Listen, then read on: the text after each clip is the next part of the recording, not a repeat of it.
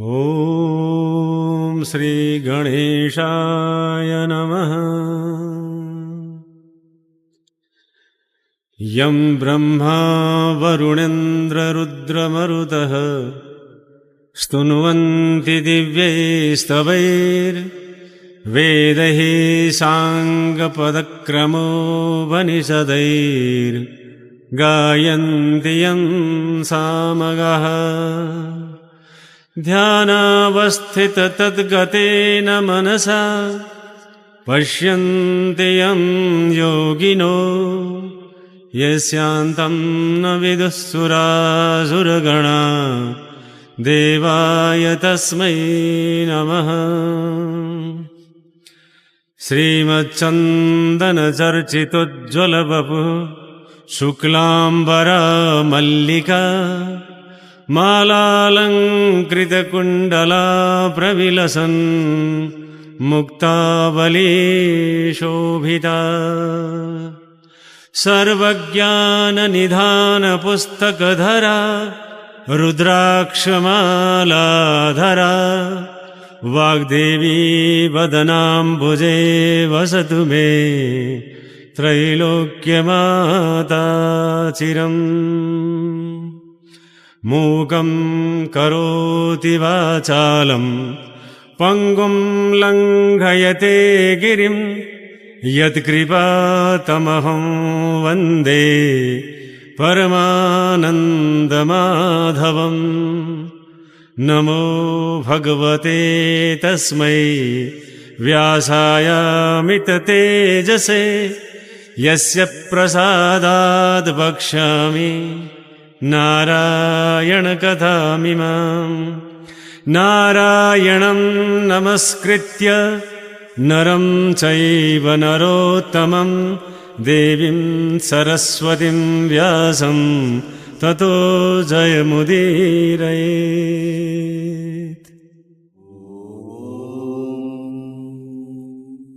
कुमारजी आगे गर्नुहुन्छ, हे अगस्त्य मुनि, त्यसपछि पार्वतीले स्वस्तानीको प्रसाद, अक्षता, पुष्प, यज्ञसूत्र, रोटी, पान, सुपारी, सगुन समेत सबै 8 वस्तु ल्याएर शिवजीलाई दिई दण्डवत गरेर भनिन्, हे भगवान, श्री स्वस्तानी परमेश्वरीको व्रत गरेर मेरो इच्छा पूर्ण भयो।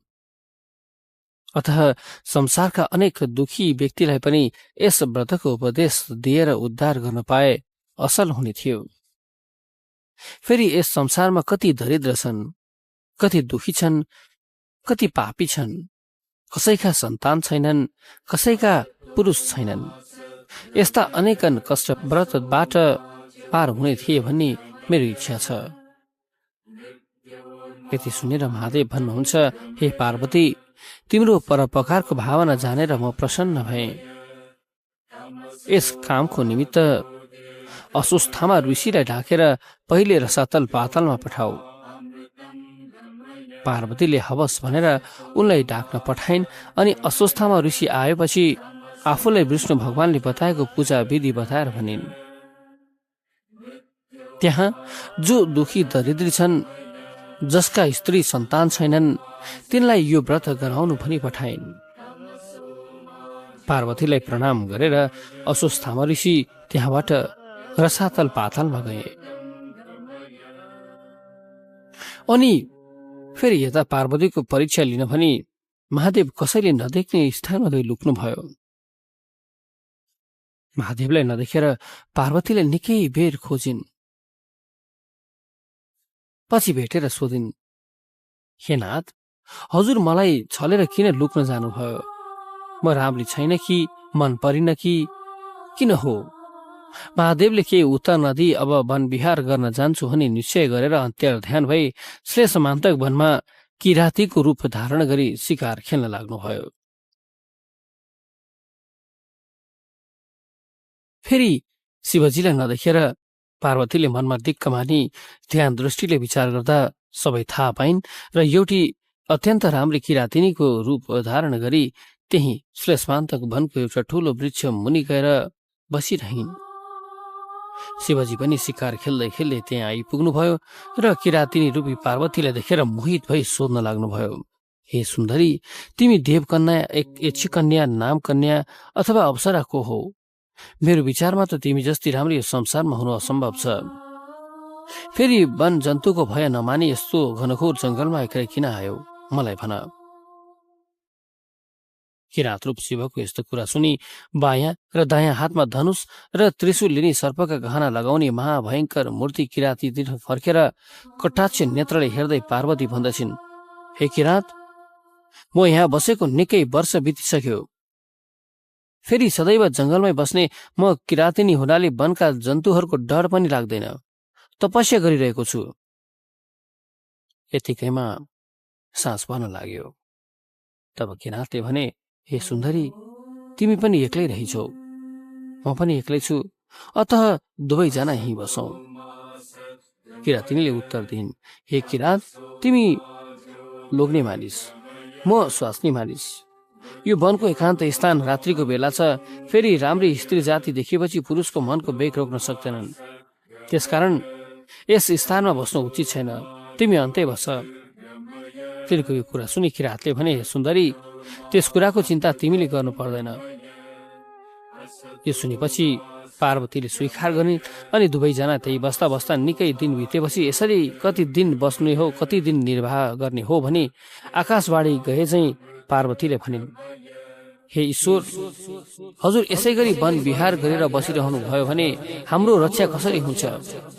हजुर नहुँदा हामी सबै अमरकण दुखी छौं, कैलाश शून्य छ, अतः हाम्रो रक्षा गर्नुहोस्।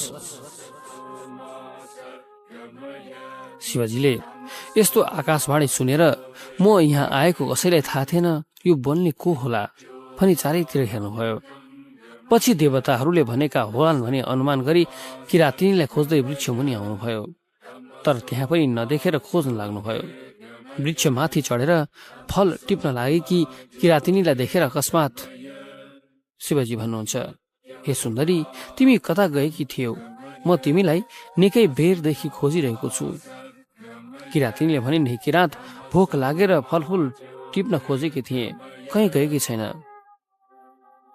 यति सुनेपछि पूर्णचन्द्र जस्तै सुन्दरी किरातीलाई देखेर खप्न नसकी शिवजी समात्मा भनेर लङ्की। अनि किरातिनी भन्दछिन्, हे किरात, के तिम्रो धर्म यही हो? मैले महादेव बाहेक अरूलाई स्वामी मान्ने छैन भनी प्रतिज्ञा गरेर यहाँ तपस्या गरिरहेको छु। तिमीले मानेन भने म श्राप दिन्छु। पार्वतीको यस्तो कुरा सुनि शिवजीले आज्ञा भयो, हे सुन्दरी, म नै महादेव हुँ, वन विहार गर्न यहाँ आएको हुँ, नपत्याए हेर भनी ज्योति स्वरूपको दर्शन दिनुभयो। अनि किरातिनीले दण्डवट गरेर भनिन्, हे भगवान, अब कन्यादान लिन मेरा पिता माता कहाँ हिँड्नुहोस्। अनि शिवले स्वीकार गरेर किरातिनीको पछि पछि लाग्नुभयो। जाँदा जाँदा हिमालय पर्वत कहाँ पुगेपछि यिनी पार्वती रहेछिन् भन्ने थाहा पाएर अत्यन्त लज्जित भई शिवजी त्यहाँबाट अन्तर्ध्यान भई श्रेष्ठमान्तक वनमा किरातेश्वरको रूपमा बस्नुभयो। पार्वतीले ध्यान दृष्टिद्वारा सबै जानेर आफूलाई पनि बागमतीमा स्नान गरी किरातेश्वर शिवलिङ्गको पूजा गरेर त्यही तपस्या गर्न लागिन्। पार्वतीले स्नान गरेकी हुनाले त्यस घाटलाई गौरी घाट भन्दछन्। जो मनुष्य गौरी घाटमा स्नान गरी किरातेश्वरको दर्शन गर्दछन् तिनका सम्पूर्ण पाप नाश भएर कैलाशमा बस्न पाउँछन्। हे अगस्त्य मुनि, त्यसपछि पार्वतीको तपस्याले प्रसन्न भई महादेवले आफ्नो रूप दर्शन दिनुभयो। अनि प्रसन्न भएकी पार्वती बिन्ती गर्दछिन्, हे नाथ, मलाई किन यसरी कष्ट दिनुहुन्छ? मैले के बिराकी भए क्षमा गर्नुहोस्। तिनको कुरा सुनेर प्रसन्न भएका शिव र पार्वती त्यहाँबाट हिमालयका पुगे। छोरी ज्वाइँ आएको देखेपछि पर्वतराजले प्रसन्न भएर सेवा गरे। 4-5 दिन त्यहाँ बसेपछि अब कैलाश जानु पर्दछ भनी महादेवले हिमालयसँग बिदा माग्नुभयो। अनि गिरिराज हात जोडेर भन्दछन्, हे शशिशेखर, निमेष मात्रमा सृष्टि स्थिति प्रलय गर्ने हजुरलाई कोटी कोटी नमस्कार छ। हे भवानी शङ्कर, लक्ष्मी नारायणले समुद्रको घर जाँदा जस्तो आनन्द भएको थियो, आज मलाई छोरी ज्वाइँ मेरो घरमा राज गर्नाले त्यस्तै प्रसन्नता प्राप्त भयो। हे प्रभु, समुद्र मन्थनमा निस्केको कालकुट विष पान गरेर निर्कण्ठ हुनुभएको हजुरलाई कोटी कोटी नमस्कार छ। त्रिपुरासुरलाई नाश गर्नाले त्रिपुरारी नाम भएका हे विशम्भर, यम, इन्द्र सब हजुर नै हुनुहुन्छ। सत्व रज तम त्रिगुण र गुणातीत पनि हजुर नै हुनुहुन्छ। हे जगदीश्वर, आदि मध्य अन्त्य नभएका अनन्त रूप हजुरलाई कोटी कोटी नमस्कार छ। हजुरको गुणगान गर्न ब्रह्मा, शारदा र शेषले पनि नसकेको म अज्ञानीले के सकौँला। अथ मेरो रक्षा गर्नुहोस्। हे प्रभु, हजुरलाई कोटी कोटी नमस्कार छ। हिमालयको स्तुतिले प्रसन्न भएका शिवजीले हँसिलो मुख पारेर आज्ञा भयो, हे गिरिराज, तिम्रो भक्तिले म प्रसन्न भए। तिम्रो इच्छा पूर्ण हुनेछ भने पार्वतीलाई साथमा लिएर कैलाशतर्फ लाग्नुभयो। इति श्री स्कन्द पुराणे केदारखण्डीय माघ महात्म्ये कुमार अगस्त्य संवादे श्री स्वस्तानी परमेश्वर व्रत कथाम शिव कैलास गमन नाम चतुर्दशो अध्याय। तत्रैव गंगा यमुना च तत्र गोदावरी सिन्धु सरस्वती च सर्वाणि तीर्थानि वसन्ति तत्र यत्राचितोदार कथा प्रसंगः।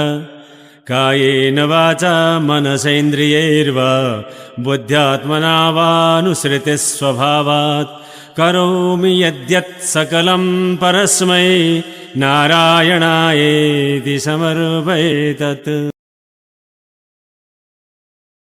जुन व्यक्तिमा क्रोध छैन, जो अरूको दोष देख्दैनन्, जो अहंकार र ईर्ष्याले रहित छन्, जो आफ्नो मनलाई नियन्त्रणमा राख्दछन् र जो सरल छन्, त्यस्ता व्यक्तिलाई शिष्टाचारी भन्दछन्। स्रोत महाभारत वन पर्व।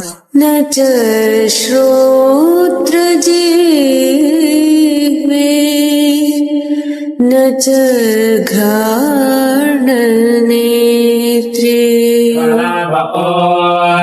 पृथिवी शान्तिरन्तरिक्षं शान्तिर्ज्योत्सान्तिर्दिशः शान्तिरव। त्यस्तो सत्य सत्य होइन जसमा हिंसा भरिएको हुन्छ। यदि दयाले युक्त छ भने बरु असत्य नै सत्य ठहर्छ। वास्तवमा जेबाट मनुष्यको हित हुन्छ त्यही नै सत्य हो। स्रोत देवी भागवत।